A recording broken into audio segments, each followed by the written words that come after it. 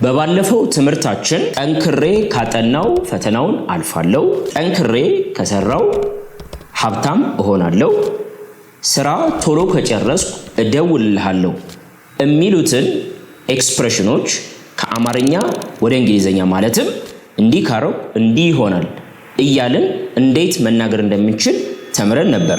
በዛሬው ትምህርት ደግሞ እነዚህን ሐሳቦች ወደ ፓስት እንቀይራቸውና ማለትም ጠንክሬ ከሰራው ሀብታም እሆናለሁ የሚለውን ጠንክሬ ብሰራ ኖሮ ሀብታም እሆን ነበር ብለን መጸጸት። ያ ማለት ጠንክረን አልሰራንም ሀብታምም አልሆንም። ጠንክሬ ባጠና ኖሮ ፈተናውን አልፍ ነበር፣ ጠንክሬ ብሰራ ኖሮ ሀብታም እሆን ነበር፣ ስራውን ቶሎ ብጨርስ ኖሮ እደውልህ ነበር እያልን እንደዚህ አድርጌ ቢሆን ኖሮ እንደዚህ አደርግ ነበር እያልን ያላደረግነውን ያልሆነን ነገር የምንገልጽበትን መንገድ ዛሬ በጣም በቀላል መንገድ ማስተምራችሁ ይሆናል። በባለፈውም ክፍል ሜንሽን ለማድረግ እንደሞከርኩት ይሄ ትምህርት በእንግሊዘኛ በበርካታ አስተማሪዎች የአድቫንስድ ተማሪዎች ብቻ ተደርጎ ይቆጠራል። በጣም ከባድ አድቫንስድ ሌሰን ተደርጎ ነው የሚቆጠረው። ነገር ግን እንግሊዘኛም ሆነ ይሄ ትምህርት በጣም እንደሚካበድለትና ነገር ግን የዛ ተቃራኒ ቀላል ትምህርት እንደሆነ በዛሬው ትምህርት ማረጋገጥላችሁ ነው የሚሆነው። ተከታተሉኝ፣ ቀጥታ ወደ ሌሰናችን እንግባ።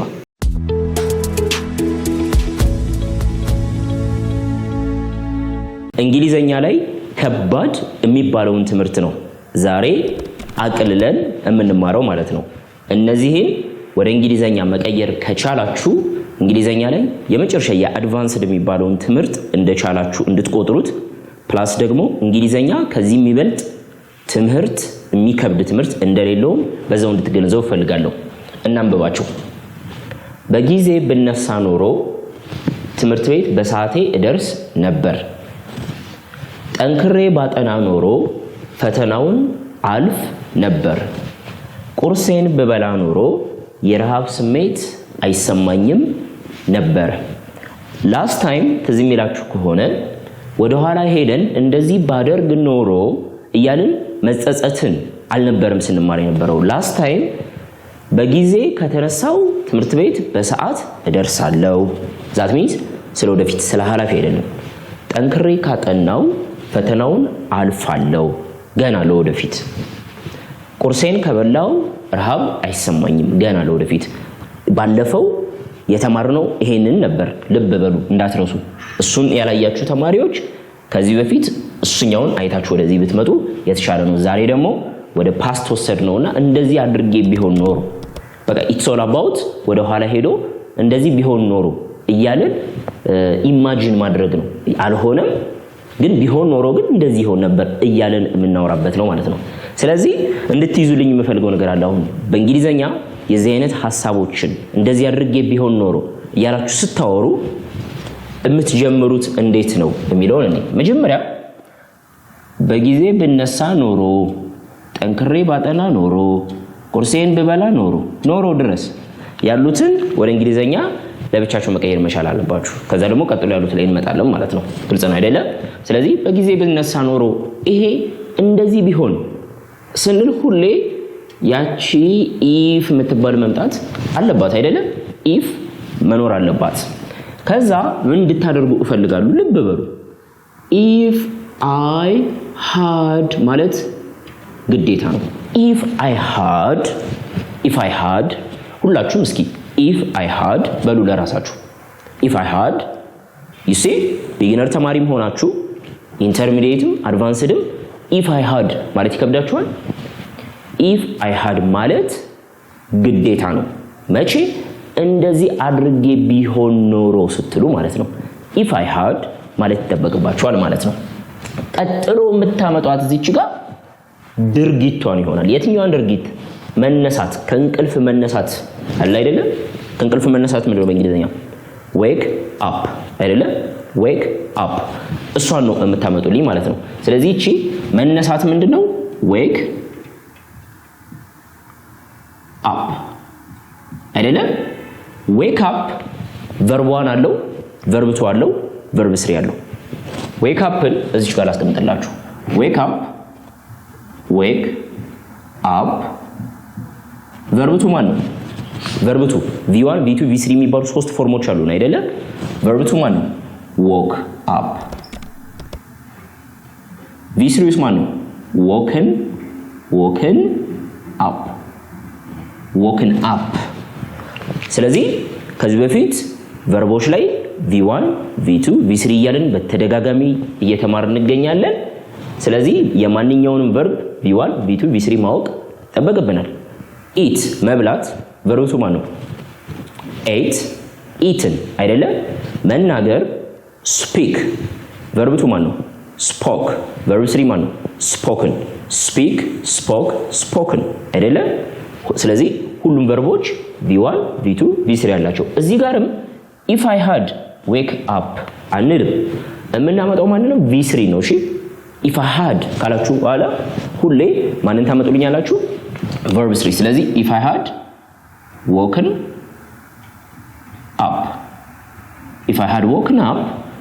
woken up ምን ማለት ነው በጊዜ ብነሳ ኖሮ በጊዜ የምትለው በእንግሊዝኛ ምንድን ነች early ነች አይደለም እሺ በጊዜ early ነው አይደለም ስለዚህ early የምትለውን ጨምርባት if I had woken up early በጊዜ ተነስቼ ቢሆን ኖሮ ኮማ አድርገን እንቀጥላለን ወደ ሁለተኛው ምን እንጣ እዚህ ጋር ደግሞ እውነቱን ተናግሬ ቢሆን ኖሮ በሉኝ እስኪ እውነቱን ተናግሬ ቢሆን ኖሮ if I had spoken speak spoke spoken v3 if I had spoken the truth እውነቱን ማለት ነው if I had spoken the truth ደውዬ ቢሆን ኖሮ if I had called verb 3 called if I had called ደውዬ ቢሆን ኖሮ አይደለም ስለዚህ እዚች ጋር if I had ካላችሁ በኋላ v3 ማምጣት ነው እዚህ ጋር እንደዛው ነው የምናደርገው ጠንክሬ ባጠና ኖሮ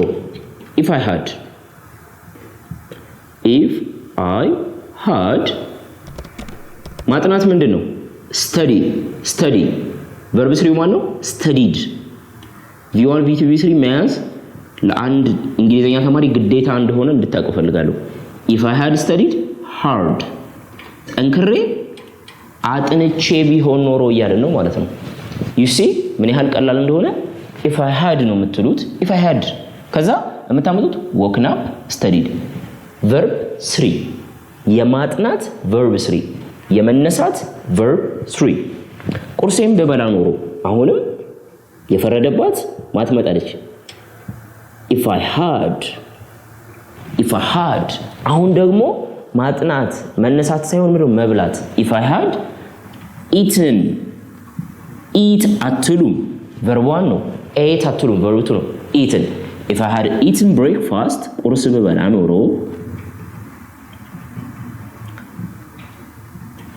በጣም ጥሩ እንግዲህ እንደዚህ ባደርግ ኖሮ እንደዚህ ይሆን ነበር እያልን ስናወራ የመጀመሪያውን ፓርት በስኬት ወይም በትክክለኛ መንገድ መቀየር ይችላል በጊዜ ብነሳ ኖሮ if I had woken up early ጠንክሬ ባጠና ኖሮ if I had studied hard ቁርሴን በበላ ኖሮ if I had eaten breakfast የቀሩትን ደግሞ አሁን እንጨርሳለን ማለት ነው እንድታዩልኝ የምፈልገው ግን if I had ማለት ግዴታ እንደሆነ ቀጥሎ የምታመጣው ደግሞ የቨርቡን ሶስተኛ ፎርም እንደሆነ ቀጥሎ እስቲ ትምህርት ቤት በሰዓቴ እደርስ ነበር ፈተናውን አልፍ ነበር የራብ ስሜት አይሰማኝም ነበር እንደዚህ ይሆን ነበር እንደዚህ አይሆንም ነበር ስትሉ ደግሞ እንዴት እንደምታደርጉ ላሳያችሁ ኦኬ አደራ አሁንም አድርጉ እምላችሁ ነገር እንድትከተሉ ፈልጋለሁ እዚህ ጋር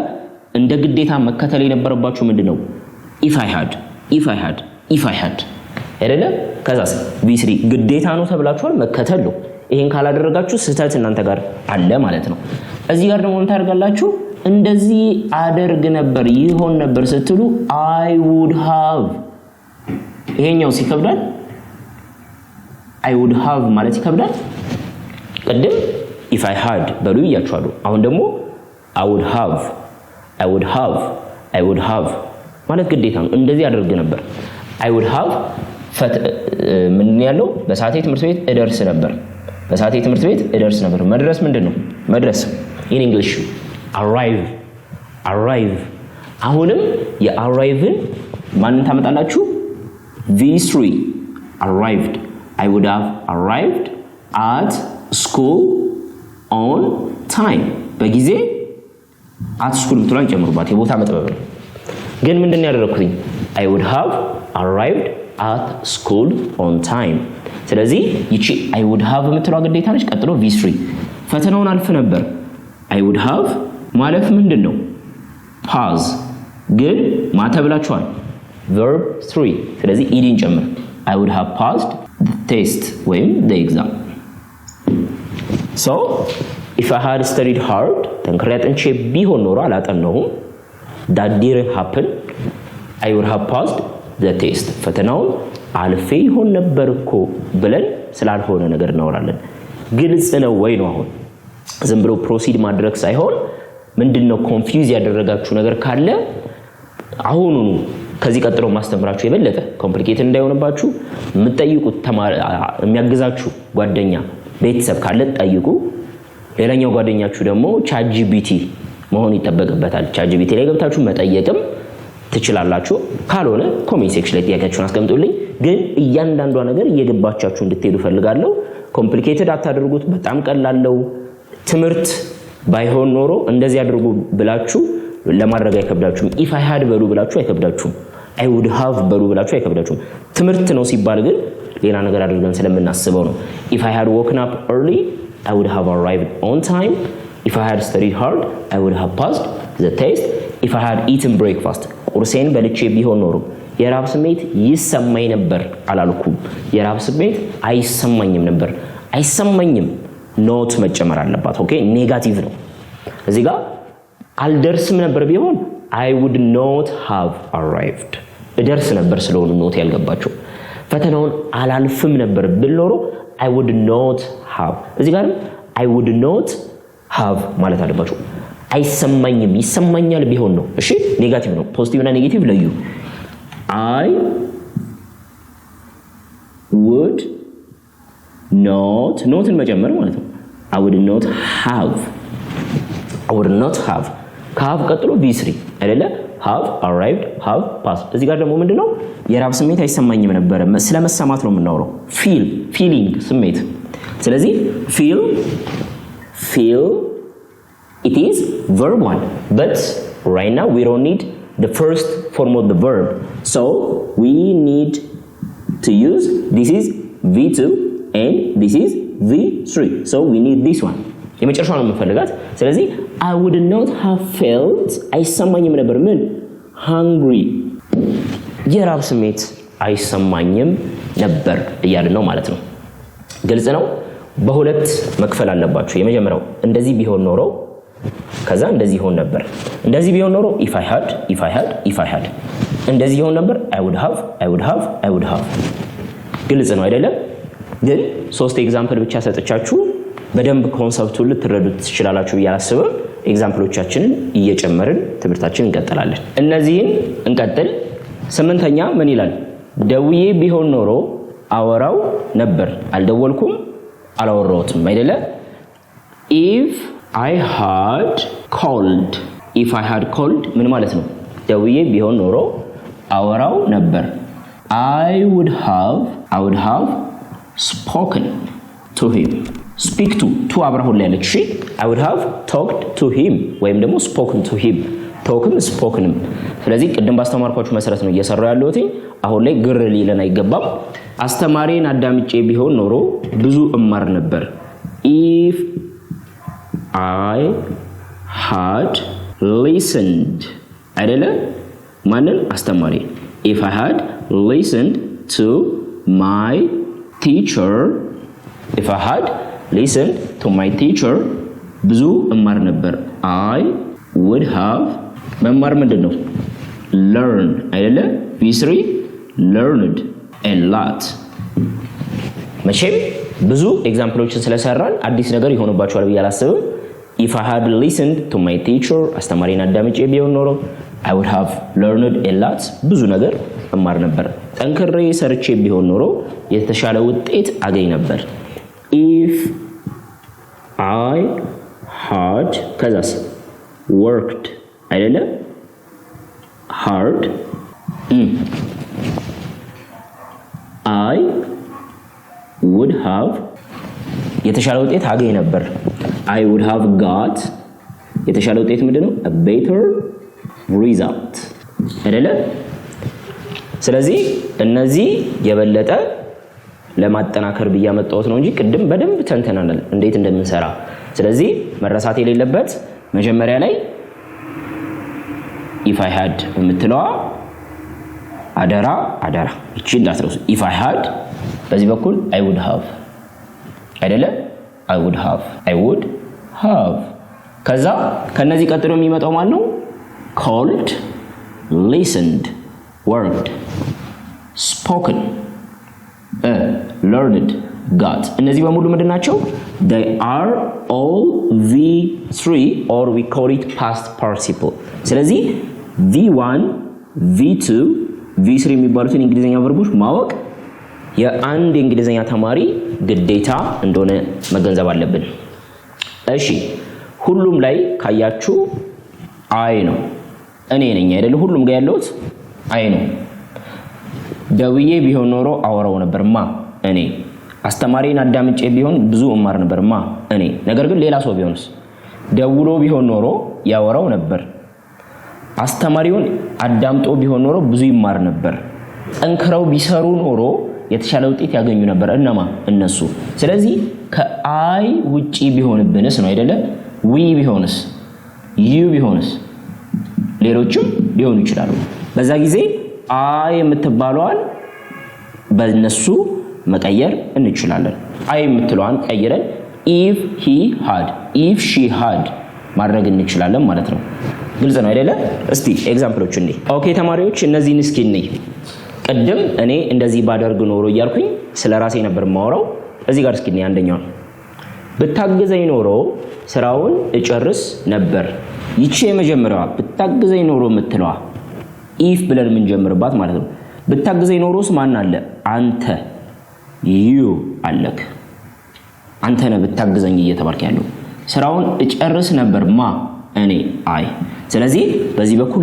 youን ተጠቀሙ በዚህ በኩል አይን ተጠቀማላችሁ ማለት ነው ስለዚህ if I had አትሉ if you had አንተ በኔም ብታግዘኝ ኖሮ ነው ያለ ነው if you had V3 helped ግን ማንን እኔን ብታግዘኝ ኖሮ if you had helped me ስራውን እጨርስ ነበር እኔ ነኝ የሚጨርሰው ስራውን I would have finished the work ስራውን እጨርስ ነበር እሱ አጥንቶ ቢሆን ኖሮ እዚህ ጋር ማን ያለው he እሱ ነው ፈተናውን ያልፍ ነበር አሁንም ማን ነው ራሱ he ነው ስለዚህ if I had አንልም if he had studied አይደለ if I had studied ነበር ያለው አሁን ደግሞ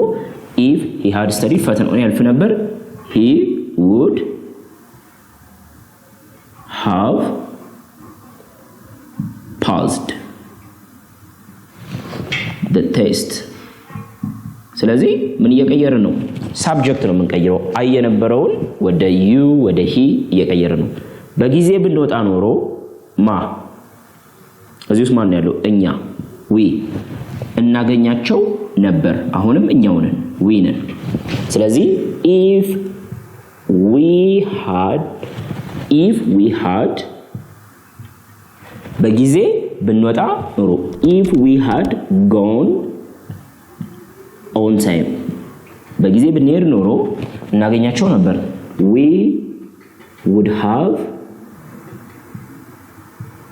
ማግኘት met V3 አይደለ we would have met ማንን እነሱ them እንደዚህ ማድረግ እንችላለን ማለት ነው ዛሬ የተማርነው ትምህርት በተለምዶ የግራመር ትምህርት ምንድነው ብትባሉ ዛሬ የተማርነው conditional sentence